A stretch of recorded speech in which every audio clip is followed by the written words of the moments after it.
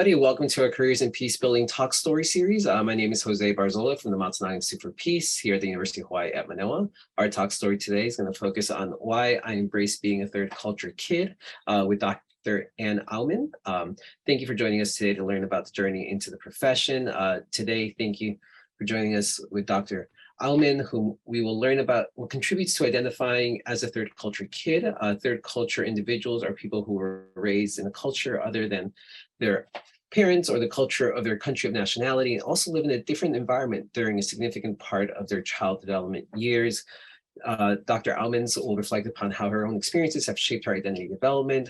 She will share the lessons learned that have guided her as a teacher, researcher, journalist, and human being. A little bio about our special guest today, who has been a journalism professor at the University of Hawai'i at Manoa for 31 years. In 2021, she won an International Media Ethics Teaching Award. She teaches global media ethics, news literacy, and multimedia journalism.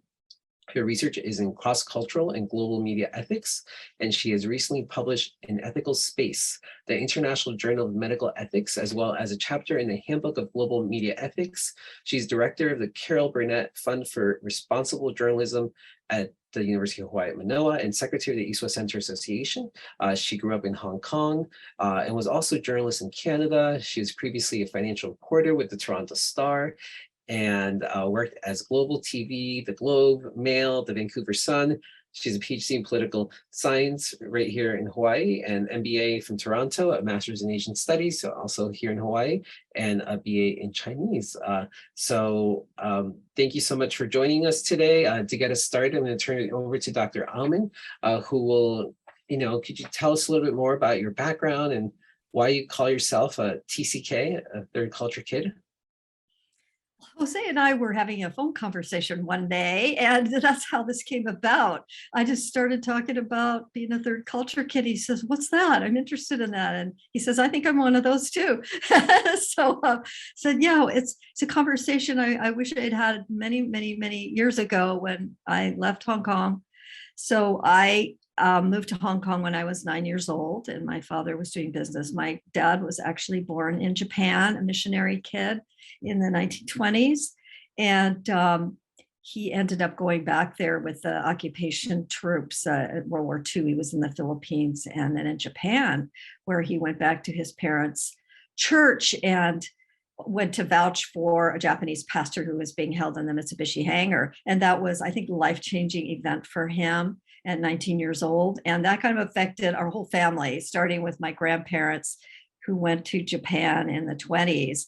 And I did actually interview my grandfather when I was 16, and I digitized that recording. My grandparents were there for the Great Earthquake of 1923.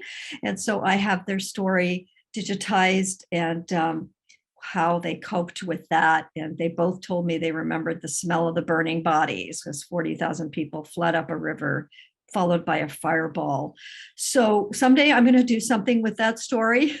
And so that it kind of all starts back with my grandparents who were from North Carolina. And can you imagine sailing to Japan in the 20s? What an amazing journey that was. So that influenced me. And then my father then started traveling there in the 50s for business when his company realized he was born in Japan and he spoke some Japanese. So off he went. So I'm kind of that earlier generation of third culture kids who've grown up overseas. And my grandparents were back in Japan at the time. So we did get to see them, and I did get to spend a summer in Nagoya with them. But my first year in Hong Kong was, being a third culture kid it makes you very resilient, but you go through lots of challenges and transitions. But I think there's many positive things that come out of that.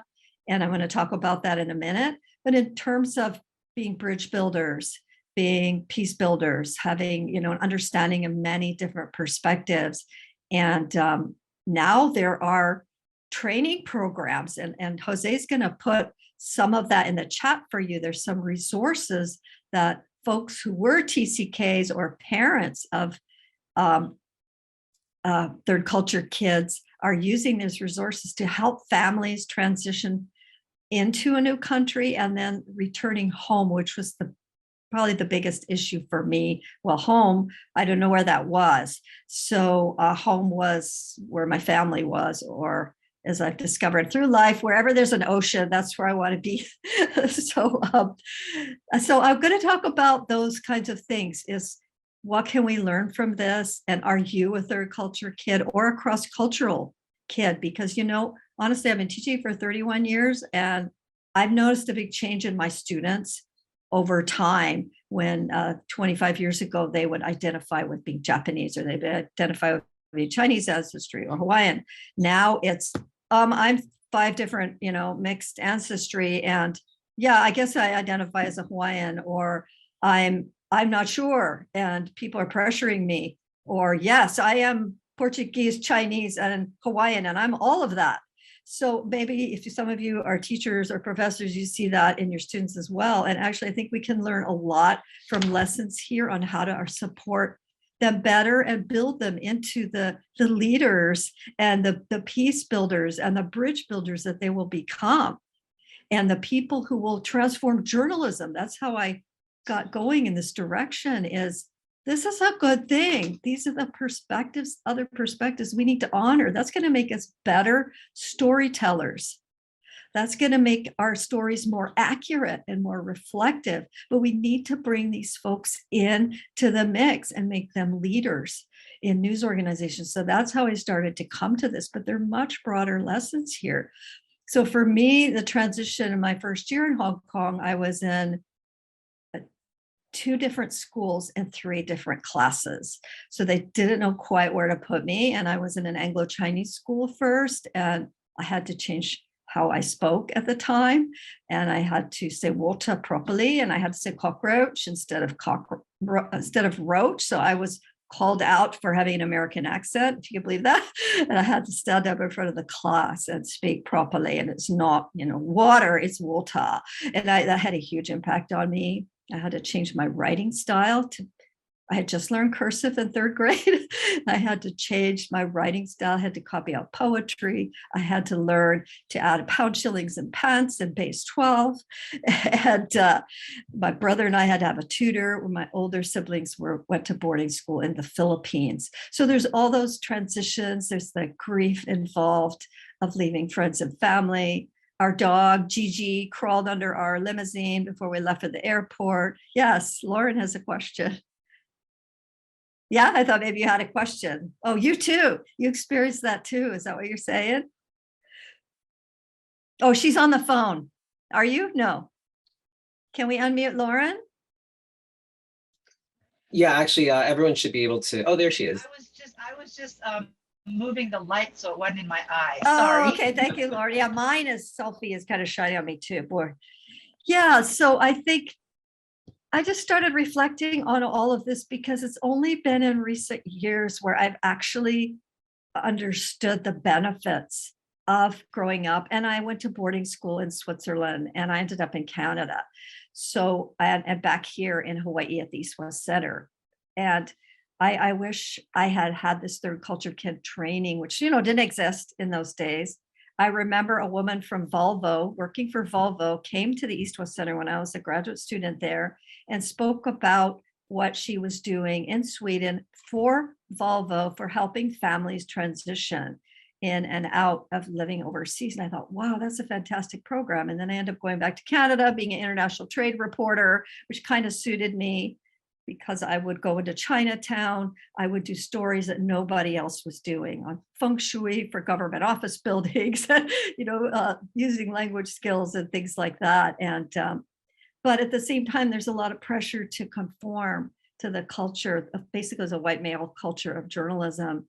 And so there's a lot of difficulty, I think, transitioning back for third culture kids because you want to fit in. And people think you're weird. That's why I put that graphic up in the beginning, because that's exactly how I felt. So when we left Hong Kong when I was 17, it was right before my senior year. I had been by that time in about 10 different schools. So I started off in that Anglo-Chinese, and then by the end of the semester, I was at Kennedy Road Junior School, British school, in the wrong class. They realized pretty quickly I was in the wrong class. They bumped me up. And then I went on in that school and eventually to King George V, to Form 1. And then where we had Latin, we had French from the 4th grade on, and biology, chemistry, and physics in the British schools, and which was great. But then when I went over to the American school, they put me in by my age. When the international school was built in Hong Kong. And in between all that, there was the Cultural Revolution, and I had to switch schools again because they didn't want us crossing the harbor. The Red Guards were running around and things like that. So it's, there's all these disruptions, but somehow you become very adaptable. My best friend in class 5, I think it was this Indian boy, Sikh boy with a big turban. And he was so sweet and lovely, and we became good friends. I guess the same thing happened when we went back to the States too. I kind of found a group of friends, but when we left Hong Kong, my mother and I cried all the way to Tokyo. We didn't want to leave. And I read the first chapter of a book that Jose's going to put up. And it starts that way. We were leaving Singapore and we were crying. And why do we have to leave? I'm like, oh my goodness, I identify with that. But so I grew up in an environment where I had a language facility in which I really didn't know I had this until years later.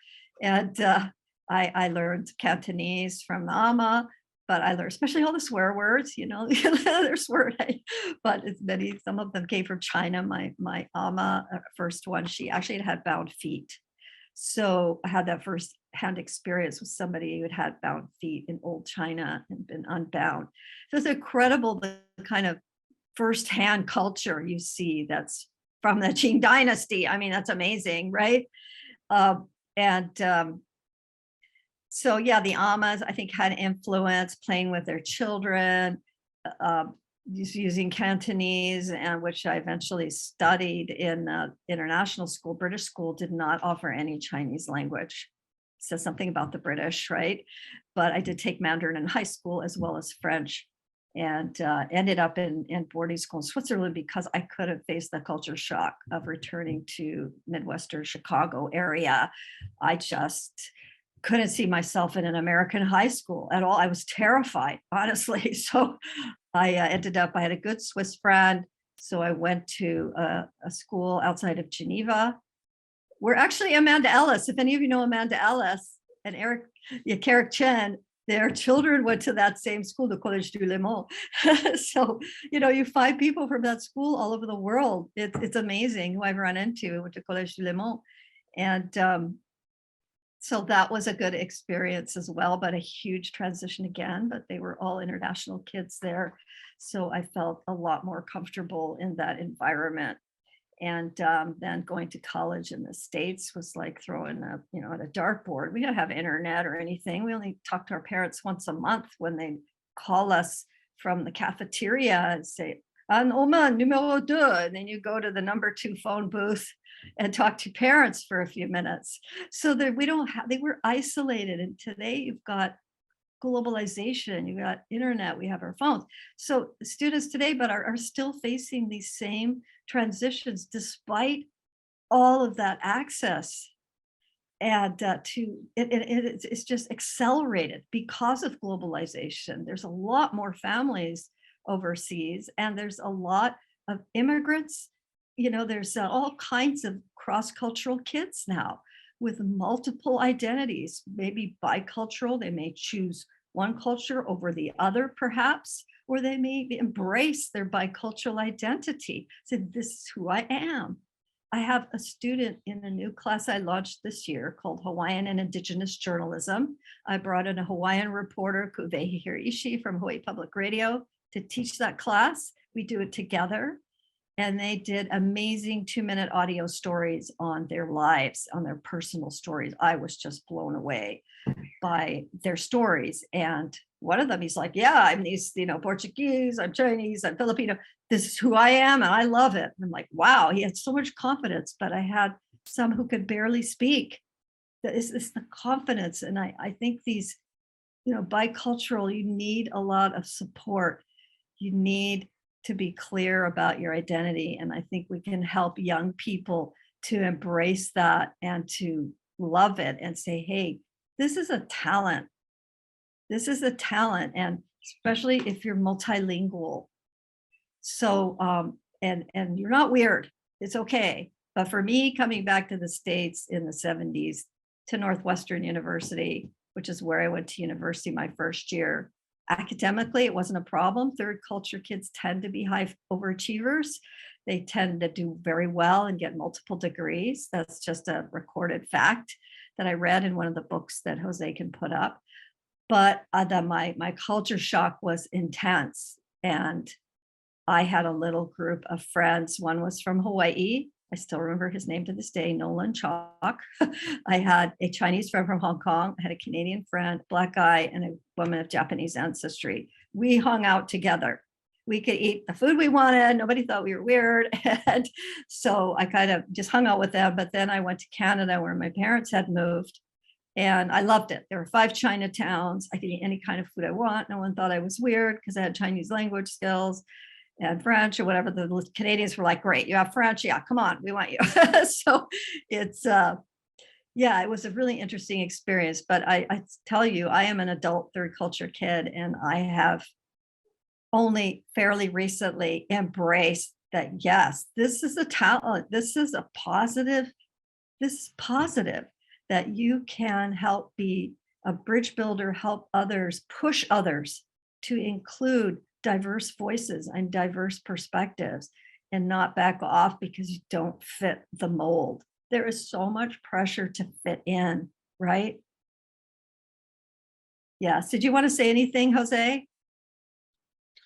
No, I think you touched upon a lot of great points. I mean, I think adolescence is tough enough already. Just trying to find the place of belonging and identity development and just everything else that comes along with adolescence.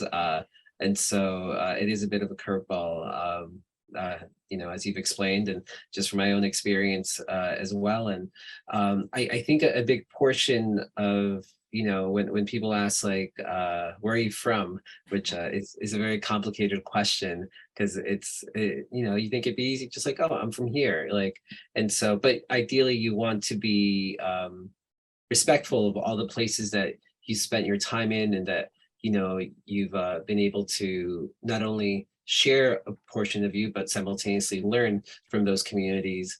So, yeah, I guess it's and I feel like it's one of those things that as time goes on, you eventually, I think, hopefully get a little bit more comfortable with your place of belonging is wherever you are, and home is where you are at the moment. Although there might be some special memories that you kind of carry from, as you've kind of shared from a lot of the places that you've been at. Thank you so much for sharing about, ways to support TCKs. Was one I want to check in with the audience and see if they might have any kind of questions or I see here Lauren grew up in Micronesia. I don't know if I imagine she has some interesting stories to share as well. If you're comfortable, if not, it's quite okay. Yeah, I wish Floyd Takeuchi were here, or Margot Vitarelli. Do you know them? Margot grew up in Saipan. Oh, no, I don't. Margot and Floyd Takeuchi, born and raised in the Marshall Islands. So we just did a workshop for Majuro on ethics and on my Pacific story, telling my Pacific story. It was amazing. I'll have to connect you with him. That'd be great.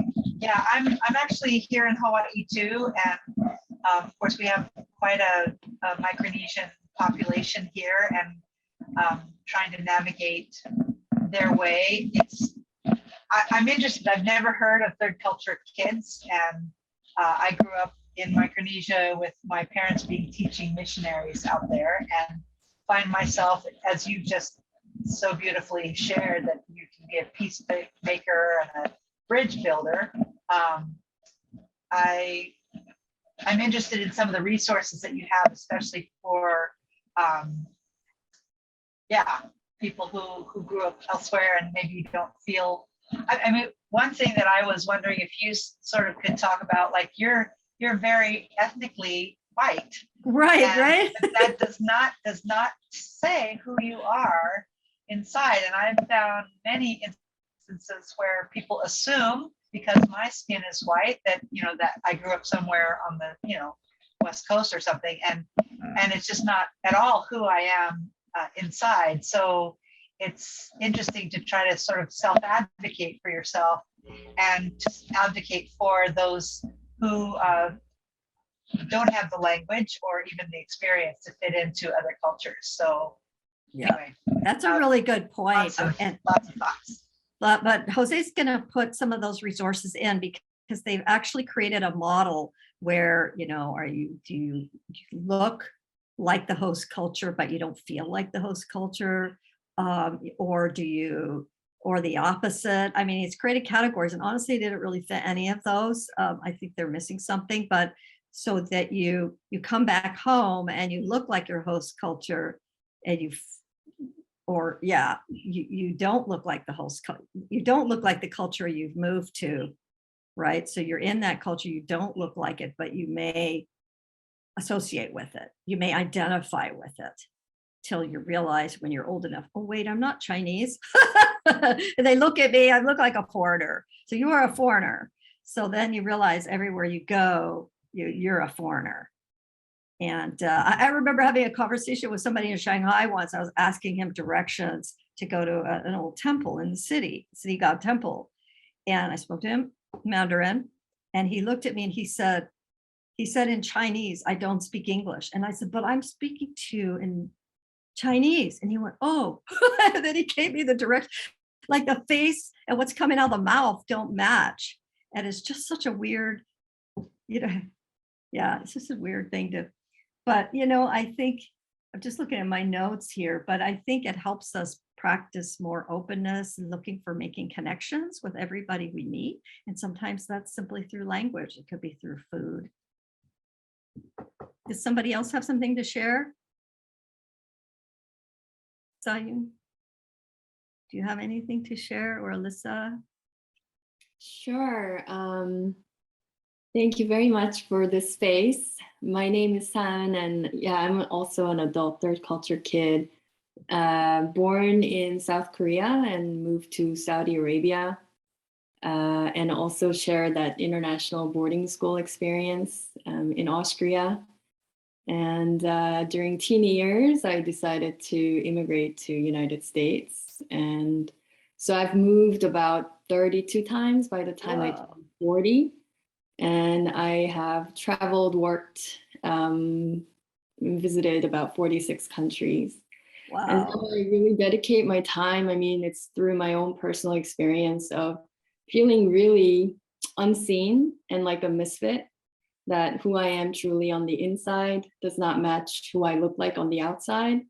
And constantly having to feeling like I need to explain myself has been a real challenge.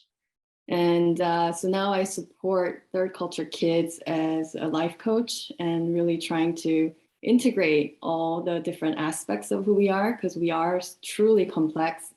And the way that I really feel, I love that, Anne, you met a woman with bound feet, because if I were to explain how it truly feels in my body is almost something like that, although I'm not somebody who experienced something like that, but just that sense of fitting in. We're so much bigger than what we're seen as, and trying to fit into this outdated systems and ways of explaining who we are. It begins from that question, like, who we are, does it need to begin with where do you come from? Perhaps that's an outdated question. Wow, good point. So, yeah. So what about you? How do you tell your story? What you just told us, or where do you find your happy place?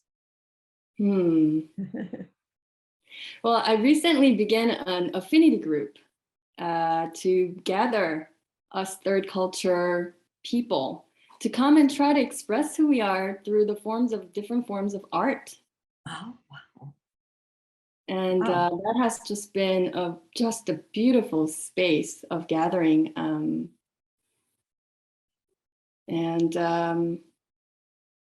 Yeah, I recently drew just to try to explain who I am, like a drawing of tree rings.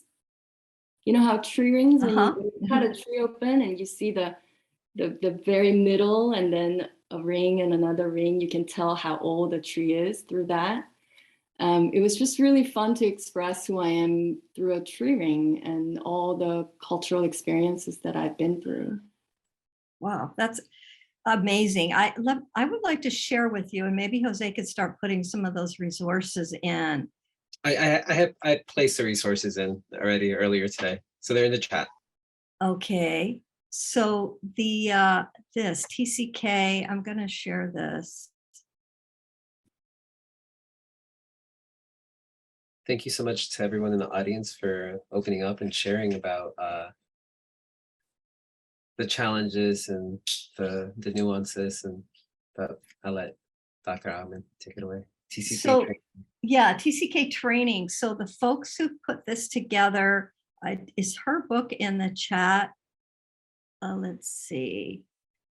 So Ruth Hill, the first one in the chat, she actually coined this term, but the third culture kids, actually back in the, was it the 90s? Okay, so these folks, Lauren Wells is doing this website, and she's building a team of people to do third culture kid and adult training. So here's a section on adult TCKs, as well as services to help and training for care specialists. So there are, like the school in the BBC story has about the school called Garden International School in Kuala Lumpur. So in Indonesia or Malaysia. So anyway, it's maybe I should put that one up. Yeah, actually, I was talking to a friend from Indonesia today, who raised her kids there. We were talking about this topic as well. But they've got all these trainings, and a woman I met last night said she had done training at the Canadian Academy in Kobe. So we have Malaysian, we have Indonesian schools doing training, we have in Japan. Maybe they're doing that in Hong Kong now too. But this is the BBC one story about, this is the Garden International School. And this is the closure they have for a ceremony for kids who are leaving, because there's a lot of grief involved.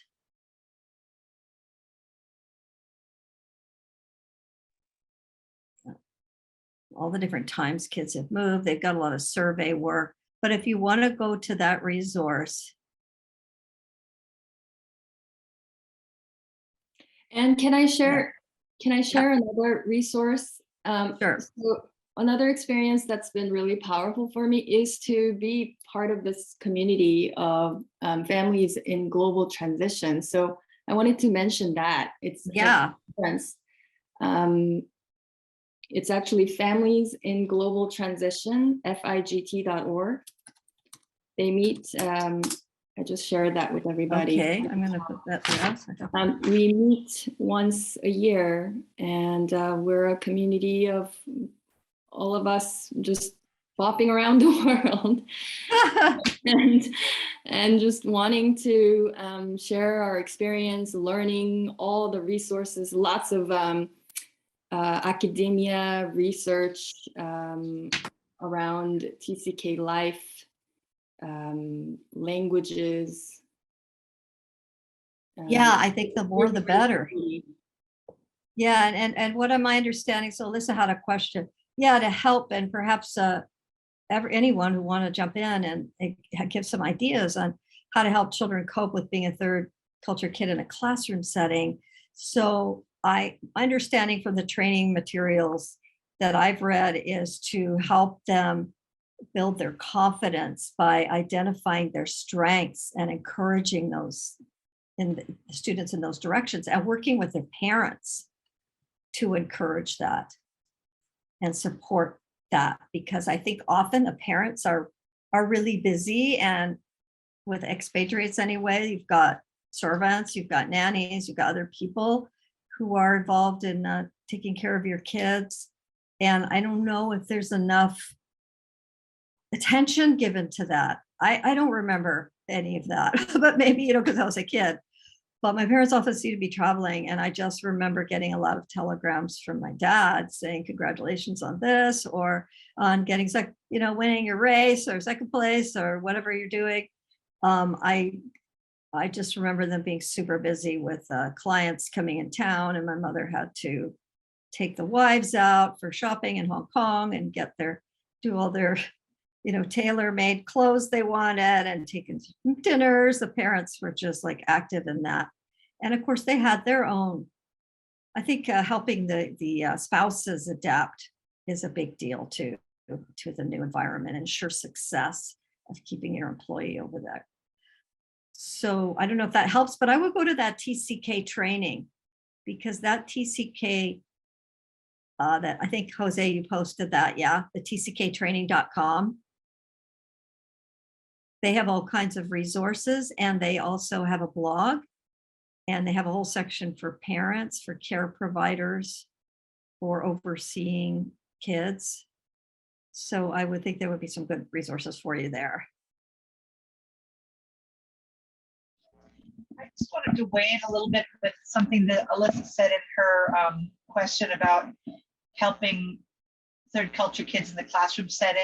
And I think we kind of do the dance between not wanting to single somebody out when they're not ready to be singled out, and also building confidence in the children. So I'm Right. kind of wondering if you have some ideas, because I think we err on the side of, oh, let's be proud of your culture and, tell us about it, teach us about it, and really bringing undue attention to children who are just really trying to fit in and don't necessarily feel like they fit in, and don't know, they can maybe say something. I mean, like, I'm just thinking about,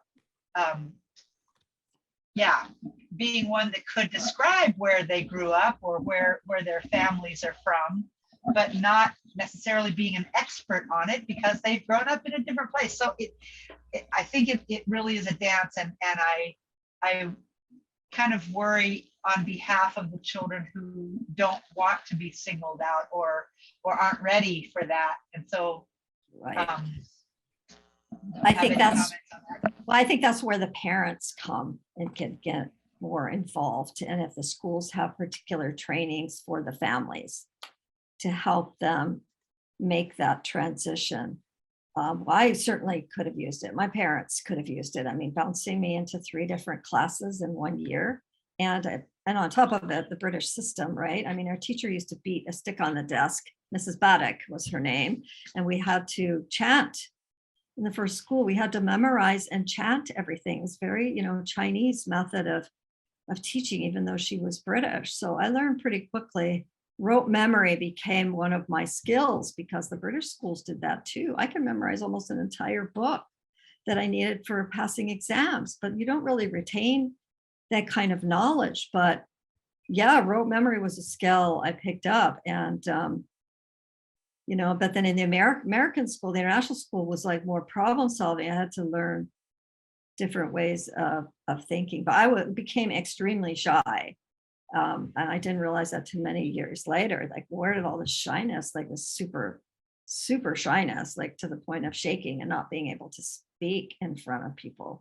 So in one of the schools I went to, the boys were caned, the naughty boys were caned, and the girls got the broom, and the headmaster would walk around the halls. This is when I was in Form 1 with a stick, and it would tap, tap. You could hear it going by in the hallway. So, that was the old days. I doubt they do that anymore, but maybe still in the Chinese schools. I don't know, but it was a British school. And they brought I remember them bringing a kid up on the stage once that he was going to get caned. So you're kind of scared a lot. So there's the fear factor, but you learn. And but then switching, we had the Cultural Revolution go on, 67, 66, and the ferries were shut down, and I couldn't get across the harbor to school, although my brother and I managed to figure out how to get to KG5. And then the teachers are like, you're not supposed to be here. you're not on Hong Kong side, so go back home. So the driver had to come and get us. We had to stay on the floor of the car. And just, so then they opened a new one in the old British military hospital, another school. So then I went there in Form 2. The kids would run around in the morgue at break time, the old hospital. Anyway, I'm getting off track here, but it was a very interesting education and transitions. And I think bringing the families in is the best. And when you were growing up, were there any like family traditions from your parents, origins that were like kept in the household? Or because I'm just reflecting upon my own experience of like, yes, my experience of being an immigrant at a young age, but yet in the household we speak Spanish, we practice a lot of the cultural norms that were back in the motherland, but yet in the United States, once you're outside the household, it's a whole nother world.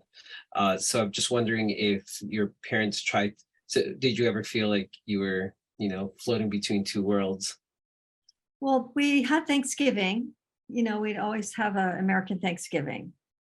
And, but my parents were really adaptable, I think, because my dad had been in the war and was born in Japan. My mother she was just a really outgoing, wonderful person. And I think she loved it. She loved it over there. And she had been in the Navy. She hadn't traveled outside the US. Yeah. But she used to go down to the Navy pier, and this is during Vietnam, and help the sailors coming off the boats, tell them which bars not to go to. Of course, they went to those bars.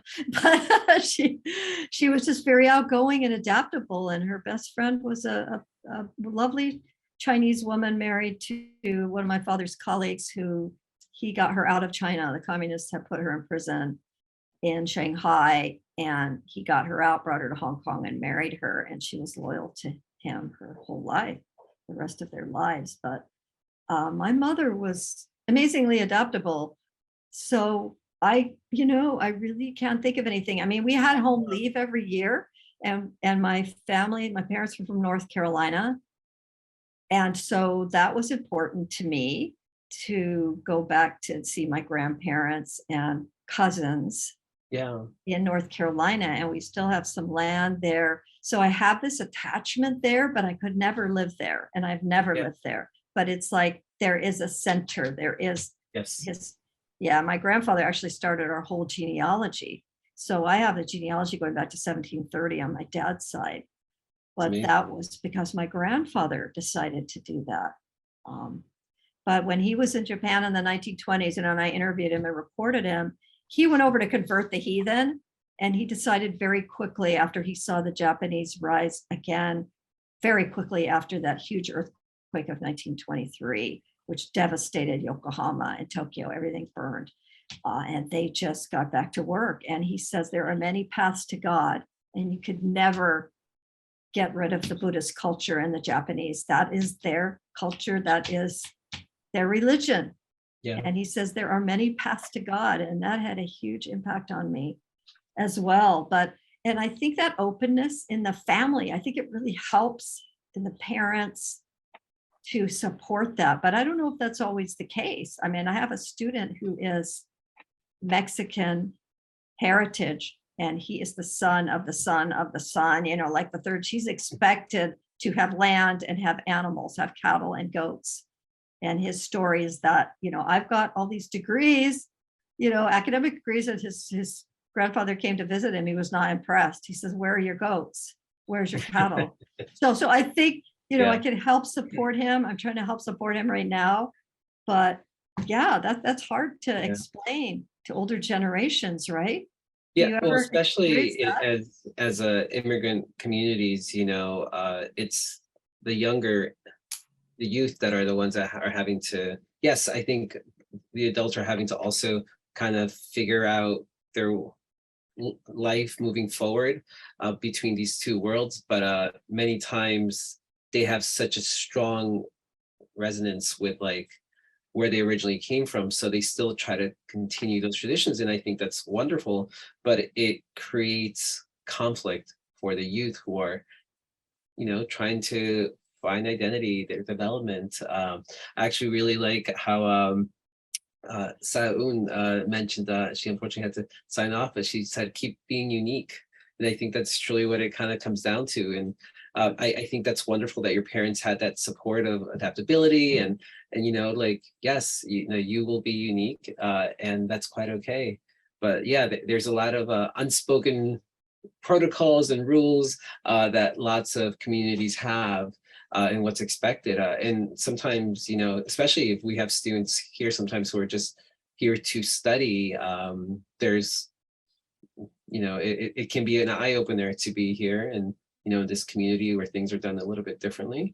And then having to go back home afterward can be very challenging, adapting back to social norms, gender norms, and and everything else in between.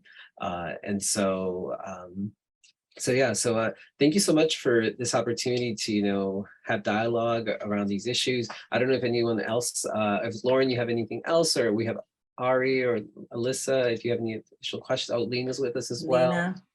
Yes. I was just going to say maybe the topic of another gathering might be the pressure that sometimes us cross-culture kids feel to advocate for the ones of that culture who are immigrants in a certain setting. So like you were saying, because you might have even language for both sides, having the pressure to sort of advocate for those students that come from just that single culture, especially if they're immigrants. So I find myself in that situation constantly where I feel like I need to advocate for and don't have necessarily the time or the tools to be the one to rescue or deal with all of the issues with the immigrant population. But Yeah. that's a whole nother topic. Yes. But it really is, those of us who have a foot in each culture, it's an opportunity, but it can be a really big pressure too. Do you have, I wanted to get your contact information. Do you know Anita Hofschneider, who writes for Civil Beat? She's Chamorro, but she writes on a lot of issues relevant for Micronesians. But I can connect you, and you should talk to Floyd, because he grew up in Marshall Islands and Saipan, but he went to Midpac for boarding school for high school. And he's Japanese ancestry, but he was born in Mataro. So you can Floyd Takeuchi, and he has a photo exhibit right now down at the Downtown Art Gallery of Micronesian women in the traditional jakied. Oh yeah. So that's one of the projects he's doing to lift up. And these are non-traditional, these are Micronesian powerhouse women. They are lawyers. Yeah, I read about that. Yeah, you should get down there and see it. It's on the second floor of that municipal parking garage in Chinatown. Okay. And it's a beautiful exhibit, but that's how he's a journalist, but he's gotten into photography. So that's how he's uplifting the Micronesian people. And one of them is a young woman, Micronesian woman, who went to the bottom of the Marianas Trench in a submarine. So she's the first Pacific Islander to do that. And she's a graduate of our marine biology program here at UH, PhD. But he's got her and a judge. He's got some other women, all in the traditional jakied skirt. So his next project is to document all the islands in the Marshall Islands, because some of them, 5 or 6 of them, will be gone in a few years because of climate change. So for the next generation, so this is what he's doing. He's lived in Japan, grown up here, and grown up in the Marshall Islands, but this is how he's embraced that identity and using it to build awareness to help the Marshallese people. But it'd be interesting to Sayun, is that her name? How did I pronounce that right? Jose Sayun? I think so. We actually never asked earlier, but yeah. She pronounced it. I'd like to look up her site through art. Yeah, I think that's a wonderful way to explore. I mean, honestly, I think whether one identifies as a third culture kid or a refugee or immigrant or local, or, you know, the endless terminologies. I find that for me personally, I think a lot of it just kind of comes down to just being comfortable. And now that I have like my own family, and it's like, you know, home is where my kids are, basically. That's where home is. Home's where your family is. Yeah, where my family, I mean, technically in my culture, family is very extended. So I'm talking about just the nuclear family, to be specific, because families all over the world, really. But you know, especially here in Hawaii, and I think in my culture itself, it's also like there's aunties and uncles who are not necessarily blood related, family who's not blood related, and that's the beauty of it, that the community grows, and there's great power in those relationships. And simultaneously, I think as we work with students, I find just approach it in that same way. Try to get away from the titles and just see, how can I be of service? How can I help you out today? And many times, because understanding for myself as being first generation going through college, realizing that I didn't sometimes get I would ask a question, but I didn't really know what was the right question to ask. And so I would just get the response to that one question that I asked. And so what I do nowadays is I provide more information than the initial question that's asked to me, because I'm thinking, hopefully, you know, I can drop a little bit of knowledge that can possibly guide them along the way, and guide them, you know, wherever it may be. And, you know, it's that's all you really can do. And I love learning about all these new resources, from the TCK training to the FGIT, or it sounds like there's some really great work being done, and it's inspiring to see how communities are coming together to support each other and continue these conversations. So yeah, I don't know. I'm not trying to close it out. I'm just reflecting upon today's dialogue. So thank you so much for this. But yeah, I just want to put it out to the audience if there's anything else that anyone wants to share. Yeah, Lauren is, I know you, Lauren, from Punahou. Yeah, my kids went to Punahou, and yeah, I go to Kailua United Methodist Church. So, and I like to sing and paddle and swim. So I connect through the ocean. Wherever there's ocean, that's where I want to be. So that's why I ended up in Hawaii. I came here to the East West Center. My father urged me to apply here. I think he saw that I would fit in, and I did Asian studies. I had studied Chinese undergrad, Asian studies grad here. And then my boyfriend from Canada came out and got me and brought me a ring, Steve Petratic, and we've been here ever since. We did go back to Canada for 3 years, and when he came back here, we came on a vacation in 1986, and he got a job offer at the Star Bulletin, so we packed up right away and came back and have been here ever since. And we lived with Betty Jacob, who founded the Peace Institute, did all the fundraising. Her husband, I'm sorry, Phil Jacob, was my professor in international relations, and we were very close to Phil and Betty. My husband, when you talk about traditions, Jose, my husband was Polish-Ukrainian immigrant family. And so they always had all the Ukrainian traditions from his mother, all the food. His sister still works in the Ukrainian credit union and is helping all those people with what's going on in the Ukraine. She speaks Ukrainian. And so they've kept alive those traditions through the Ukrainian church. But yes, Lauren, bye. Okay. So I've got her email, and I can get a hold of her. I don't have Yunsa's email though. I'll get that information to you. Yeah, I've got the link, yeah. FIGT.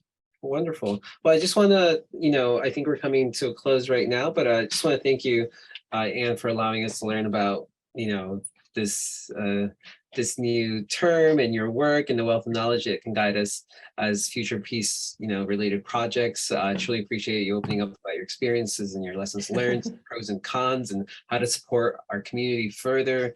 And I can see that there's definitely more conversations that can be had about today.